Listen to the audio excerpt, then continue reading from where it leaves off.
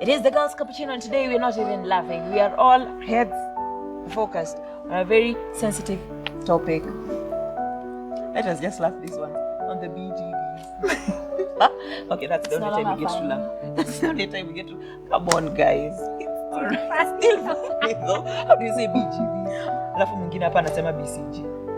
Anyway, we thank God. See where really. Okay. Oh, sorry. All right. So welcome back. Before we went for the break, we were somehow hapa juu. So, acha turudi hapa juu. And we're talking about the cry for femicide. So we have pro-femicide, pro-anti-femicide and anti-femicide. If that makes sense. Yeah? Mm-hmm. I've said it well. Yeah. Right. So before we went for the break, actually during the break, I think, we were talking and I was telling them my greatest fear is not me as a lady not being well protected or anything, but my greatest fear is when people stop fearing the sanctity, stop respecting the sanctity of life. And I think I said it during the first half, and I think I said it in the first half, and I'm gonna repeat it again. I do not believe that a lady's life is more important than a man's life, or a man's life is more important than a lady's life. I believe in the sanctity of life. And if we are going to fight or champion for people being murdered recklessly, I would prefer if our focus is taken to the perpetrators instead of asking for an extra law condemning such. Why don't we enforce the laws that we already have? Because I don't think we have exhausted it. We've not exhausted the penal code against murder. We've not exhausted the penal code against manslaughter. I have not seen the government or the police officers, to say allegedly, I've not seen them allegedly take proper serious caution against the acts of violence caused under relationships. And by relationships, it has commonly been termed as the gender-based violence, right? That is the love relationship, aka eros, right? All right. So nitawacha junior wawili ni kama tutakuni. Let me just step in there. Step.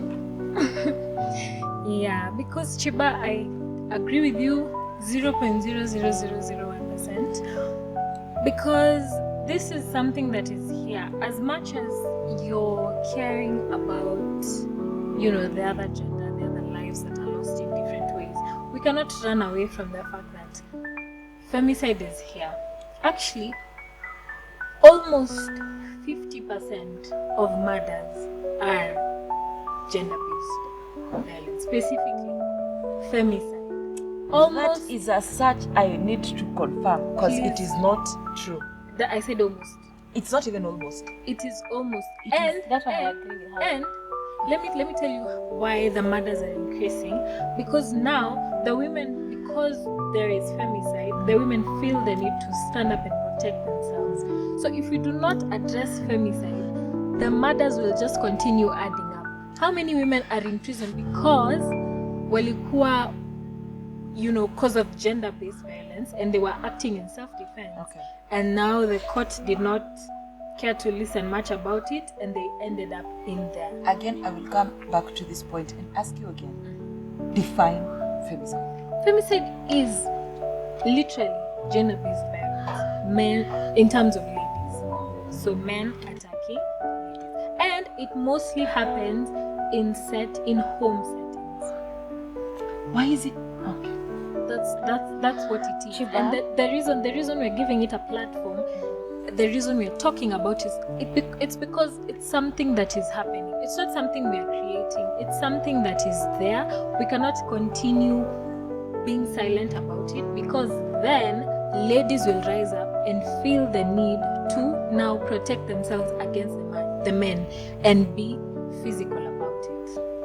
So this is something we have to address. I agree on this point. We need to address GBV. I do not agree on coming up with femicide. Why? Because number one, if a law is not well defined to the T, it gives room for loopholes. It gives room for mistakes that cannot be unwritten. There are countless number of cases of deaths being reported, even as we speak, that do not have anything to do with GBV. In fact, when it comes to murders from other people, that is not, we're taking out medical reasons, death and blah blah blah. The highest rate is obviously the criminal kind of deaths, right? Yes, almost 50%. But the highest amount, the GBV could be taking 30. The highest amount is criminal. The highest amount, the highest percentage is criminal related. If we are to attack this thing based on the one reason that it is the ladies suffering, we are literally taking ourselves back to where we came from. We are literally taking ourselves back from what we fought not to have. These are the kind of things that existed way kitambo. Look at countries like, let me use the United States of America. When it came to voting, they used to have voting ya black people, watapanga line yao hapo, white people wapange line yao hapo, sijui nini, because blacks and whites and blah blah blah blah blah. So if today, when they started the Black Lives Matter momentum or whatever, the movement, the Black Lives Matter movement, the reason as to why some of the black people rejected it was because of the very fact that it is not a Black Lives Matter kind of thing, it is an every life matter kind of thing. And that is the same mindset that I have on this. I am not saying we should not talk about GBV. Don't get me wrong. Let us condemn GBV in every way possible. Mwanaume wewe ni mjinga, unainua mkono unapiga mwanamke because of why? That is stupidity. Kuja hapa, pokea zako 2 3, enda pale kamiti, kaa huko ndani. But be judged according to the current constitution that we have, which stipulates clearly what should happen to murderers. It explains who a murderer is. It explains what manslaughter is. If we try to take ourselves out of the equation, we are trying to look at ourselves as if we are not human, because the Constitution, when it talks about murder, when the Constitution talks about manslaughter, it is for every human being. So if I come to your home today and I stab you for whatever reason, that's murder. If I kill you in self-defense, that's manslaughter. It's written in the Constitution. So if we are dating, if you're in a relationship and I kill you because I think I'm better than you, that's murder. I need to be judged in a court of law as a murderer. That is what I'm saying. I'm not saying they should go scot-free. I'm not saying that we should not talk about it. I'm not saying that we should not raise this thing. But I am saying that we should not take ourselves out of the equation. We are humans. There's nothing so special about a female life than another life. There is nothing special about a life that has been lost via GBV that is different from a life that has been lost via a gunshot out here. There is nothing special about a life that has been lost via an irresponsible marriage situation compared to a life that has been lost because mama alipiga mtoto wake vibaya. That is my point. I'm not against the fact that women are dying. No, I'm not saying we should not talk about the gender-based violence. No, but I'm saying if we go at it venye tunaenda, tutafika mbele tujikute tumeji-alienate na maboys. Because now umeingia court. Kesi ni gani?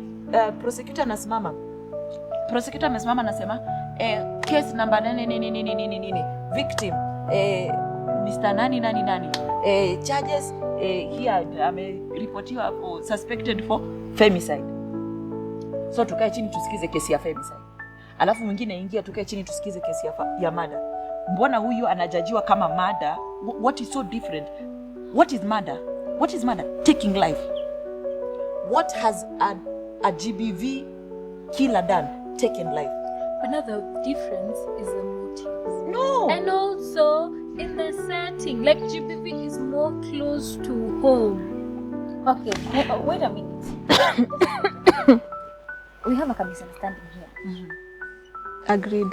We have a misunderstanding. Mm-hmm. I get where peace is coming from and where this is coming from. There is that pain. The numbers are increasing. You get it? There is that pain. I feel it too. I feel that pain. And there is no, we cannot give reasons enough as to why more women have to be killed. Now, I want to try to understand Chi also. Chi is coming from the point of, can we also understand the root cause, if I'm not wrong? You get me? And I also 100% agree with her. Life is life. Male, female, child, grandparent, life is life. So, in as much as tulititenga and femicide, fine, let's talk about it. But for how long are we going to cry and femicide without understanding the root cause of femicide? Mimi, stena nitokozane, you get me? Imagine I take myself towards danger. And kuna consequences at the end of the day. And then I become the victim. Just allow me just to interrupt there. So are you saying that these women who were killed took themselves to danger? No. Are you saying... Can I speak the truth? No. Can I speak the Yes, truth? yes. Can I speak the truth? Come on, speak the Haya. truth. Ladies nikujieni. I'm ready for you. Yeah. How many times have we heard of cases where, including a case last week? Was it last week? Okay, I'm with you anyway. According to the time of this recording, it was about a week ago. This was the story. The female was in a very abusive relationship. The parents knew about it. The parents went. They picked the child, the lady, took her home, warned the man, if we ever see you anywhere close next to our daughter, we will finish you. 2 weeks, the lady runs away from home and goes back to the same man. And we have had instances and instances of such cases. Am I going to just sit down and be like, you don't understand love? It is true, I do not understand love. But what is it exactly that makes a woman crave tears? Point taken, Chi. Point taken. I would really love to understand. Not taken. No, it's all right. I would love to really understand. And after I speak, I'd love to understand where you're coming from. But what Chiba is saying, like, the era we're in, let's talk about the era we're in right now and the girl child of now. This era. What happens in those not high places, those estates, Kilimani, Milimani? Thank you. Why are we not talking about today, that? We have dating sites. Yeah. Quotes, you get me? So, say I'm in, like, you get me? And then this person tells me, we have a party at this place.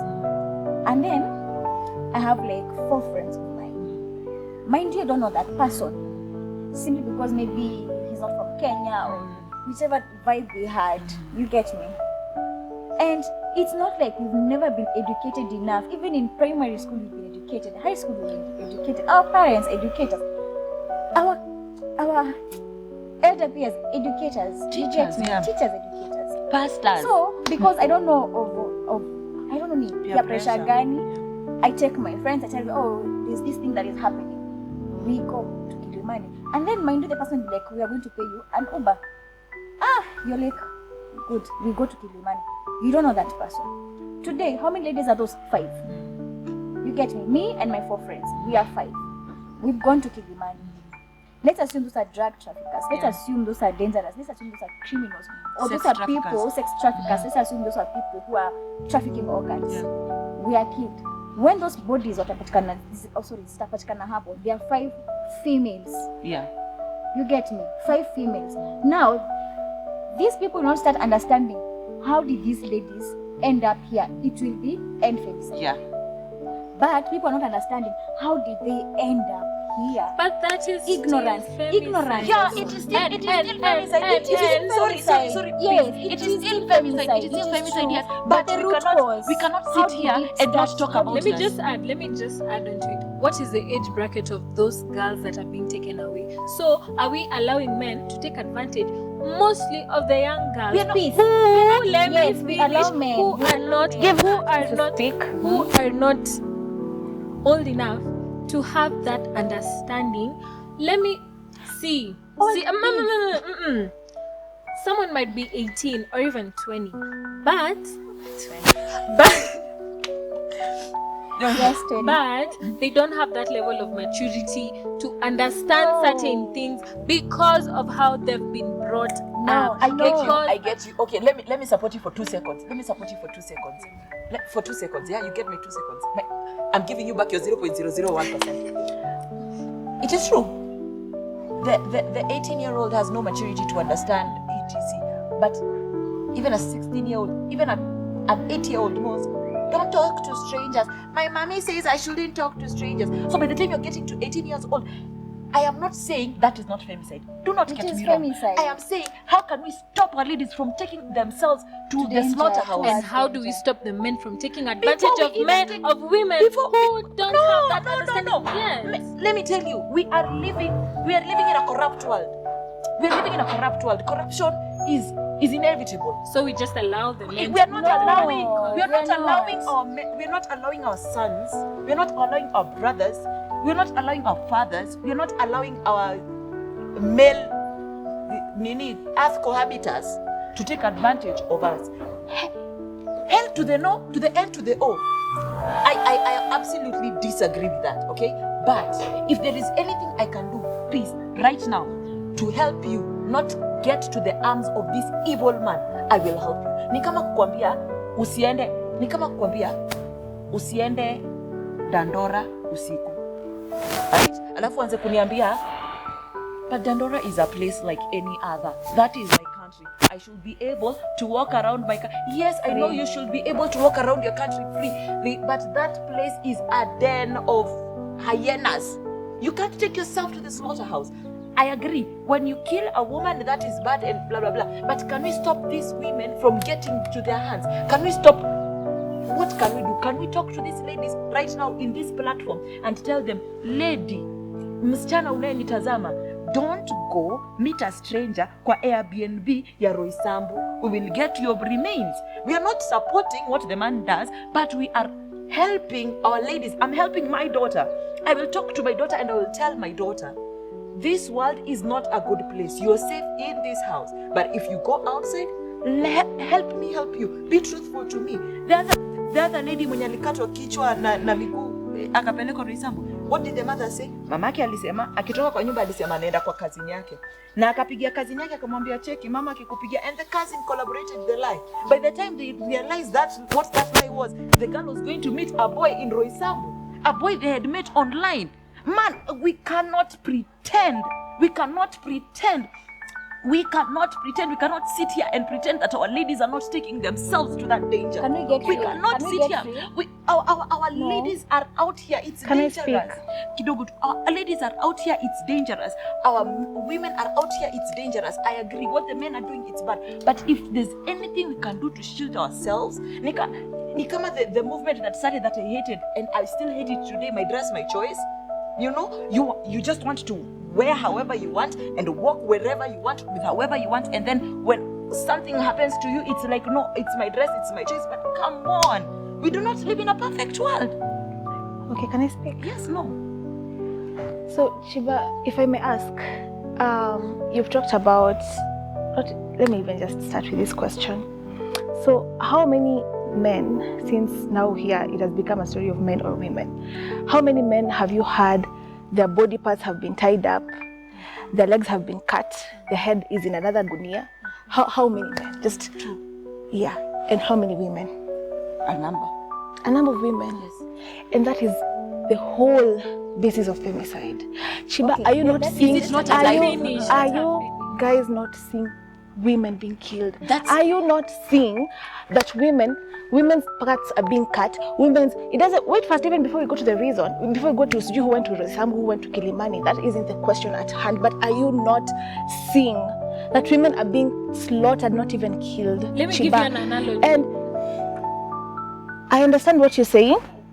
I understand that some women are not taking the accurate measures to keep themselves safe. Some women are not careful with how they handle even their own lives and their own safety. But you can't tell me, Chiba, that you're not seeing that women are being killed, are being slaughtered, not even killed. You can't tell me that you can compare. You can't tell me, Chiba, that you can't see how many women are out there, how many women are in sacks, how many women are... I said, I see. Let me just answer that before you continue. I said, I see, but I don't want it counted as a woman lost. I want it counted as a life lost. That's it. It stopped being an issue of murder and life the moment people started being put in sacks, the moment people started putting women in sacks, the moment people started killing women. That's where we all lost the whole thing of being murder. But the body is not found in Kwarewa Mill. That's not the whole issue, Chiba. Let me give you an analogy, Chiba. Tuseme umevunjika mguu and you go to the hospital. And you get to the hospital and maybe your arms are aching, your head is aching, your tooth is aching. What is the first thing they're going to focus on first? It is your leg, so that it doesn't cut off.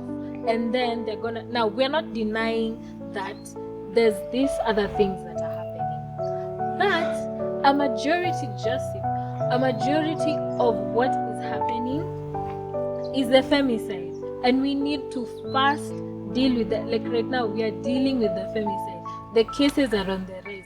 Yes, we understand that there's still men that are, all that is happening to them. There's still other people, young and old. We are not denying them. It's just that we need to deal with the issue at hand first.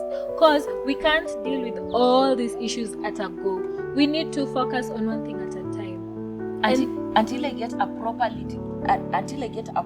definition of what femicide is and what it aims at, I'm sorry, I will not support femicide.